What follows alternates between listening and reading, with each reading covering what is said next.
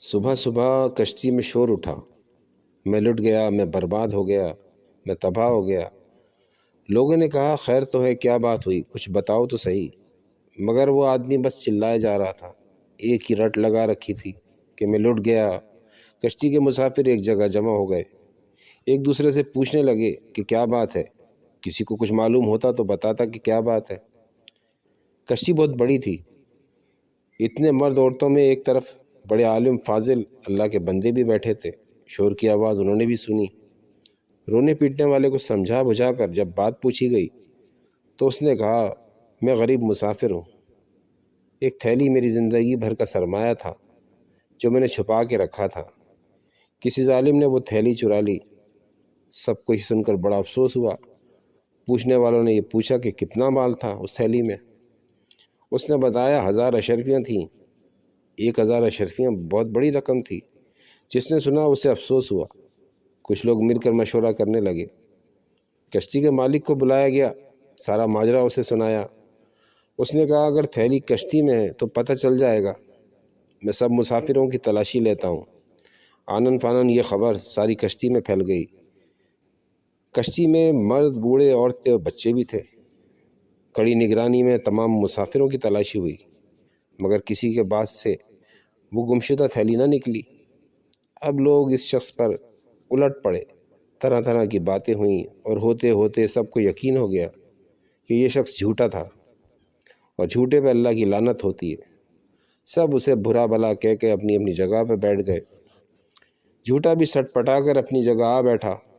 جب تک سفر جاری رہا مسافر اسے پھٹکارتے رہے۔ اصل میں ہوا یہ تھا کہ جب سفر شروع ہوا تھا تو یہ جھوٹا پھرتا پھراتا کشتی میں گشت کرتا اس عالم فاضل اللہ کے بندے کے پاس پہنچا، اور ان کے پاس اٹھنے بیٹھنے سے اسے معلوم ہو گیا کہ اس اللہ کے نیک بندے کے پاس ایک تھیلی میں 1000 اشرفیاں ہیں۔ اب اس کو ہر لمحہ یہ فکر کھائی جا رہی تھی کہ کسی طرح 1000 اشرفیوں کی تھیلی لے اڑے۔ جب کوئی اور تدبیر نہ بن پائی تو اس نے یہ کھیل کھیلا کہ سب پریشان ہو گئے۔ تمام مسافروں کو تلاشی دینی پڑی۔ تلاشی ان عالم کی بھی ہوئی، لیکن کسی کے پاس سے وہ تھیلی نہ نکلی۔ جب دریا کا سفر ختم ہوا اور کشتی کنارے لگی، تمام مسافر اتر گئے تو اس جھوٹے نے علیحدگی میں اللہ کے نیک بندے سے پوچھا کیا آپ مجھ سے جھوٹ بولا تھا؟ آپ کے پاس 1000 اشرفیاں ہیں؟ انہوں نے کہا نہیں، میں نے جھوٹ نہیں کہا تھا، میرے پاس واقعی 1000 اشرفیاں تھیں۔ اس نے پوچھا پھر وہ تھیلی کہاں گئی؟ انہوں نے جواب دیا جب تو نے اپنی تھیلی گم ہونے کا ڈھونگ رچایا تو میں سمجھ گیا کہ تو میری تھیلی ہتھیانے کے لیے یہ سب کچھ کھیل کھیلا ہے۔ تھیلی اگر میرے پاس سے نکلتی تو سب کو یقین ہو جاتا کہ میں چور ہوں، اس لیے میں نے چپکے سے وہ تھیلی دریا میں ڈال دی۔ جھوٹے نے کہا 1000 اشرفیاں آپ نے دریا میں ڈال دی؟ جواب ملا ہاں۔ اس نے کہا تب تو آپ کو بڑا نقصان ہوا۔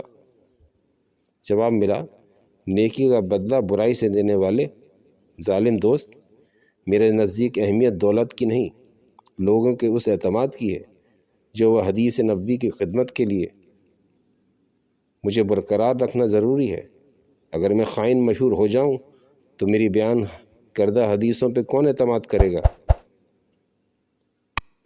اب آپ بھی سن لیں کہ یہ بزرگ کون تھے۔